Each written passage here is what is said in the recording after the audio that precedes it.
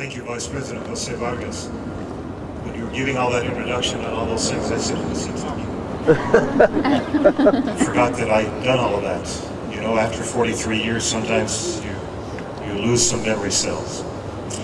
I thank you, Jose, for that wonderful introduction. You said some very positive things.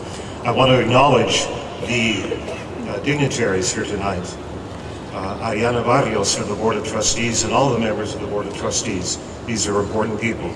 President Juan Vasquez, thank you, Juan, for all your years of supporting continuing education. We appreciate your support.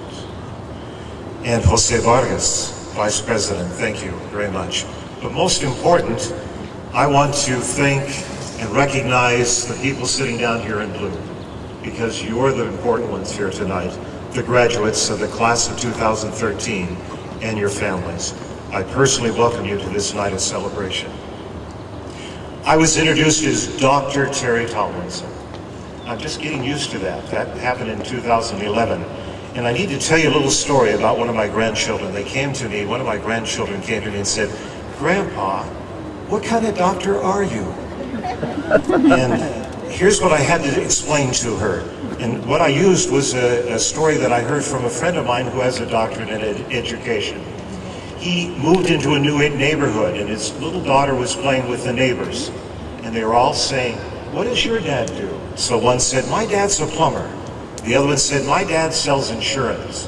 One said, "My dad is a banker."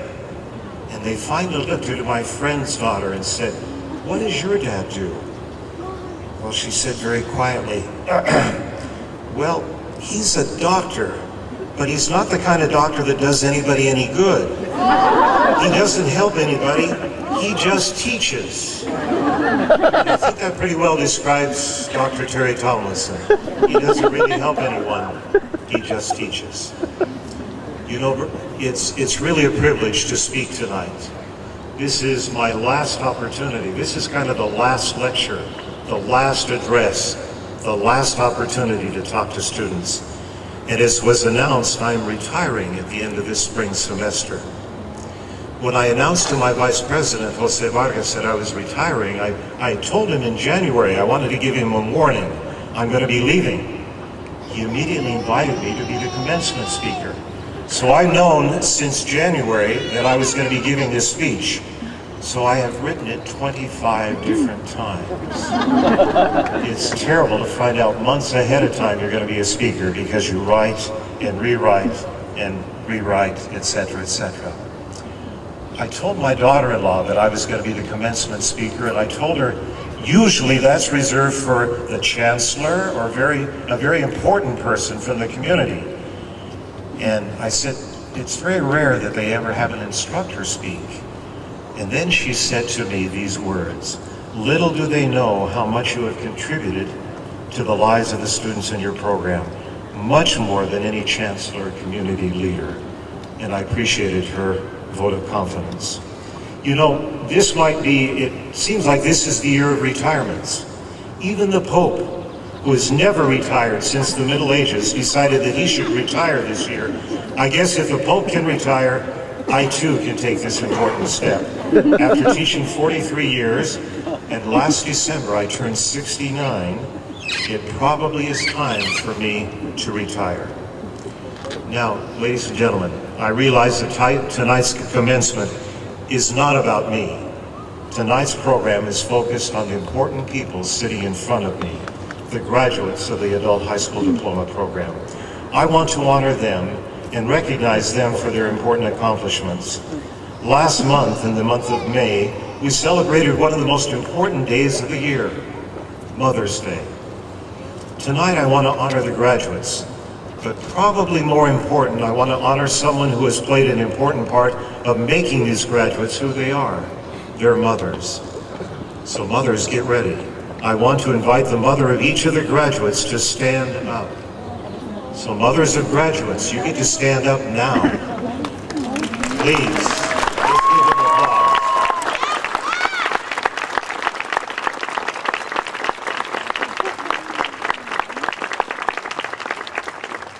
Thank you. Now, I have some insights into why they're so important. My wife and I have been blessed with 7 children. I was the one that was always off busy teaching day and night. So who was home doing the homework, encouraging children to do well in school and to finish their schoolwork so that they could graduate? Yes, it was my wife, the mother of my children. It is usually to the mother that we must give most of the credit. So I thank you, mothers, for what you've done to help these graduates. Your contribution is recognized and appreciated.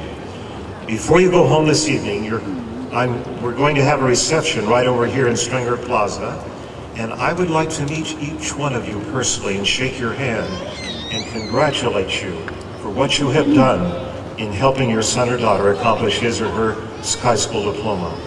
You're important to us. Without you, we do not have these graduates. So again, thank you, mothers, for what you've done. Thank you. Now, I'd like to share a very short story with you, tell you something of my story, how I received my education, and how my mother helped me. My mother was born on October 26 in 1903 in Mount Carmel, Utah, a very tiny, tiny town of 350 people. When she was born in that town, there were more sheep and cattle than people in her town. She went to the 8th grade in her local grammar school, but in her town there was not a high school. So she went to the nearest high school that she could attend, which was in Cedar City, 60 miles away from her home. Because her family was poor, she earned her board and room by doing the washing and cooking for the family with whom she stayed. Because of this experience, my mother, who had to travel a long distance and had to live away from her family just to get her high school diploma, it made a very strong impression on her on how important education was. She instilled that into her 3 children, that each one needed to get a college education. All 3 of us have graduated from Brigham Young University. Each one earned a teacher's credential. It was to my mother that I learned the value of education. My mother taught me to get as much as I could get because it would always help me in whatever I did. Continuing to talk about my mother, she taught me 2 great lessons about life in addition to getting an education. I call them the great lessons of life. First, she would always teach me, you get out of life what you put into it. And I think that is true. This is true of any activity. You get out of something what you put into it. There are graduates sitting out there, and I could give you some names. There are graduates sitting out there who work very hard and earn high grades. Their diplomas mean much more than those who just got by. The person who said, I passed, I got a D, that's good enough for me. Those who worked harder, their diplomas mean that much more. The second lesson my mother taught me was this: anything worth doing is worth doing well.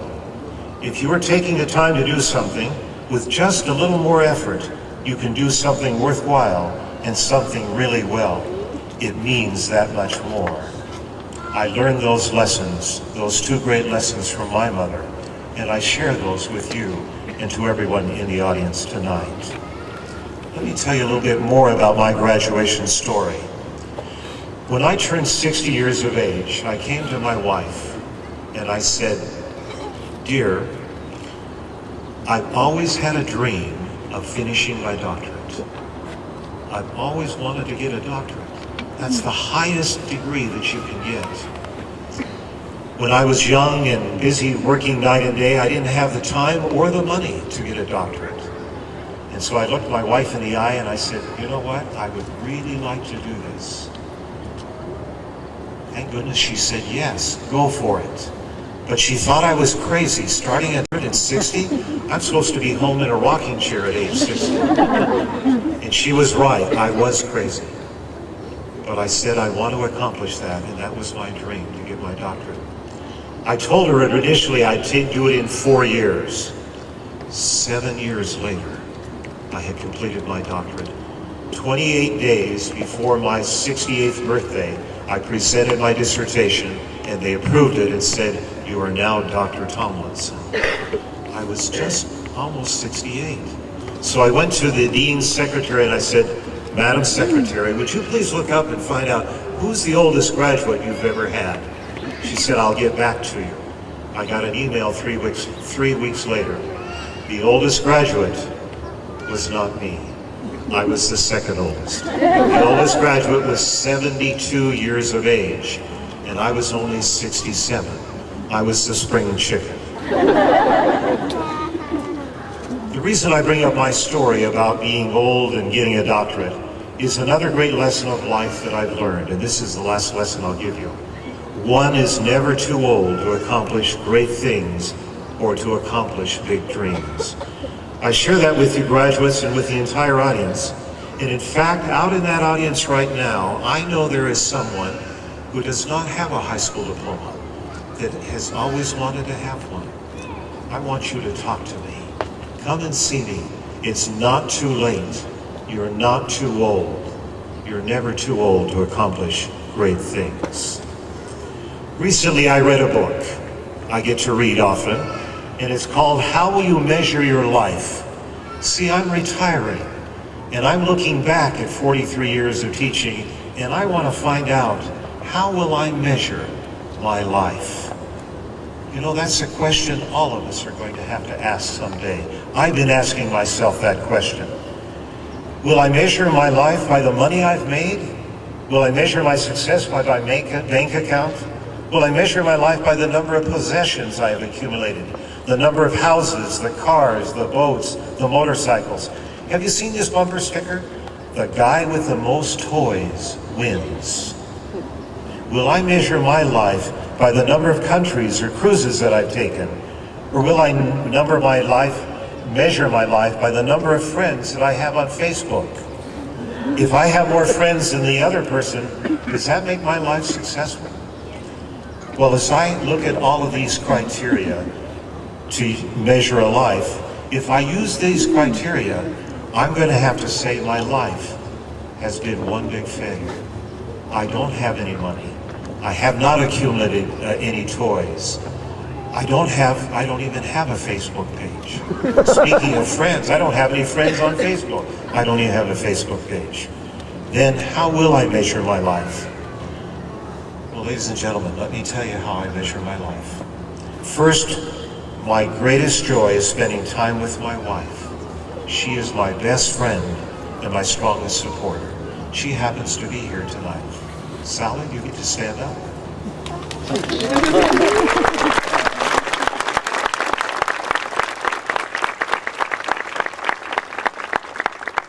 See, she's a good person to measure my life by, isn't she?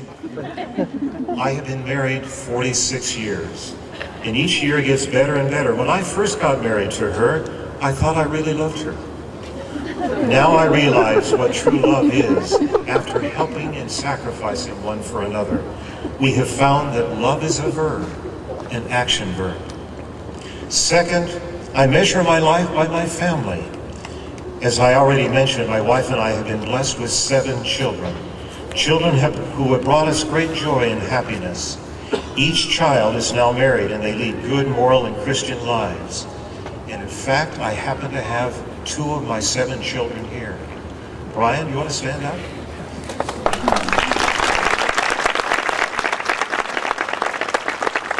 Now, Juan, you probably don't recognize this young man, but you gave him a diploma back in 2007, a graduate from Santiago Canyon College. Thank you, Brian. I have another son, John.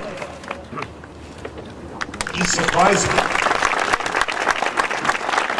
Last night I came home and what do? I go to my computer and I hear my wife come in, I heard Brian come in, and then I heard John come in. John lives in Boise, Idaho.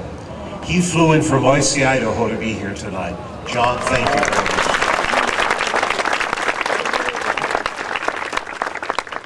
So ladies and gentlemen, I measure my life by my family.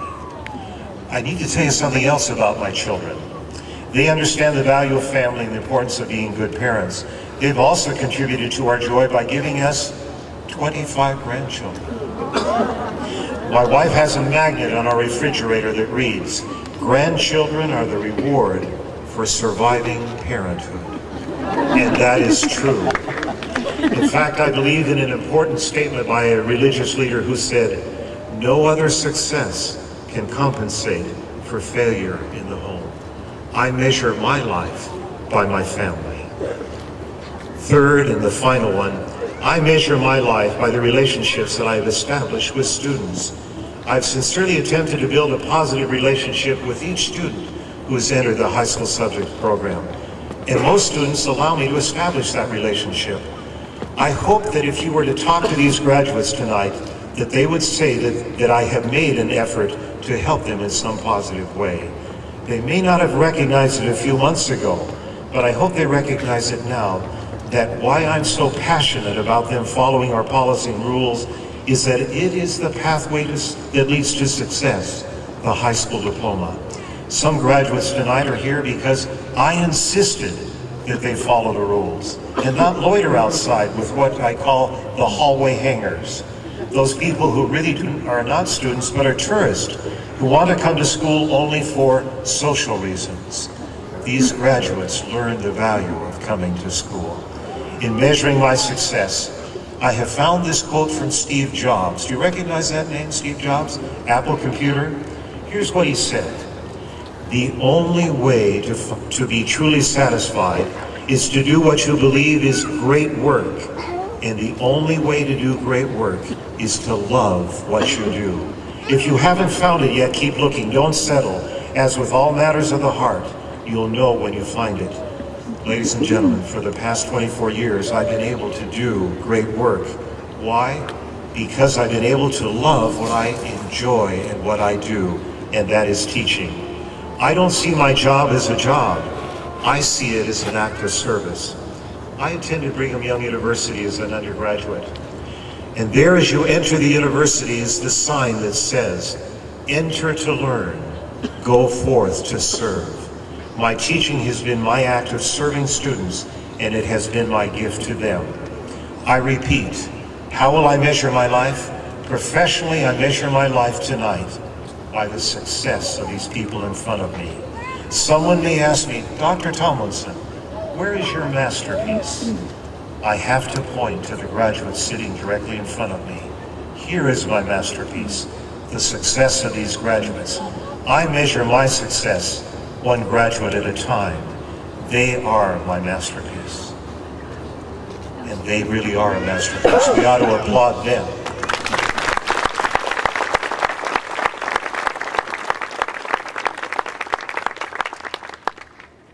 I've had a number of students who, they give me notes, and I'd like to share all of it with you, but we're not going to be here till 10 o'clock. Can I share one note that I received from a graduate? Here's what she said. "Throughout my life, I have known good and not so good people, but I've also been fortunate enough to meet exceptional people like yourself, to whom I respect and I'm grateful. You taught me more than history, science, and of course math. You taught me to believe in myself, and no matter how far is your goal, you can always reach it. I am so grateful that I got to know you, not only because you're a great teacher, but because you're an excellent person. Teachers affect eternity. One can never tell where their influence stops." That means a lot to me. That's my payday. I don't get a huge check, but that's my payday, is when I get that. You've been a very patient audience. I'm going to conclude, but I want to stop and I want to conclude by telling you one story. Will you allow me one story? Please say yes. Thank you. I heard one yes. Okay. This story has to deal with people, and I hope you understand the story as I tell it to you. The story is called The Starfish Story. Like every great story, it starts once upon a time. Once upon a time, there was a wise man who used to go to the ocean to do his writing. He had the habit of walking on the beach as he began his work. One day, as he was walking along the shore, he looked down the beach and he saw a human figure moving like a dancer. He smiled to himself at the thought of someone who would dance to the day, and so he walked faster to catch up. As he got closer, he noticed the figure was that of a young man, and that what he was doing was not dancing at all. The young man was reaching down to the shore, picking up small objects, and throwing them into the ocean. He came closer still and called out, "Good morning. May I ask, what is it you're doing?" The young man paused, looked down, and replied, "Throwing starfish into the ocean." "I must ask then, why are you throwing starfish into the ocean?" asked the somewhat startled wise man. To this, the young man replied, "The sun is up, the tide is going out. If I don't throw them in, they'll die." Upon hearing this, the wise man commented, "But young man, do you not realize there are miles and miles of beach, and there are starfish all along every mile? You can't possibly make a difference." At this, the young man bent down, picked up yet another starfish, threw it into the ocean, and as it met the water, he said, "I made a difference to that one." I feel, ladies and gentlemen, that each of these graduates here tonight, each one is my starfish, and I have tried to make a difference in the lives of each one. Tonight, I have shared 3 great lessons of life. First, you get out of life what you put into it. Second, anything worth doing is worth doing well.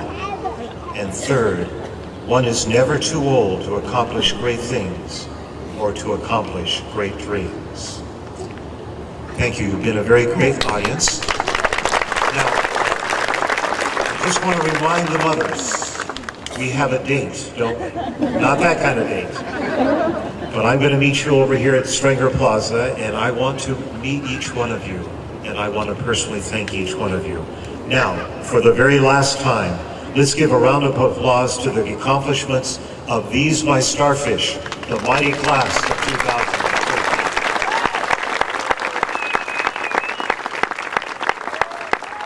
Thank you very much.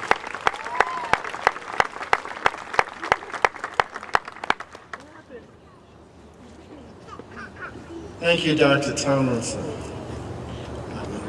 As you've heard, Dr. Tomlinson is retiring this month after 43 years of teaching and 33 years in the Rancho Santiago Community College District.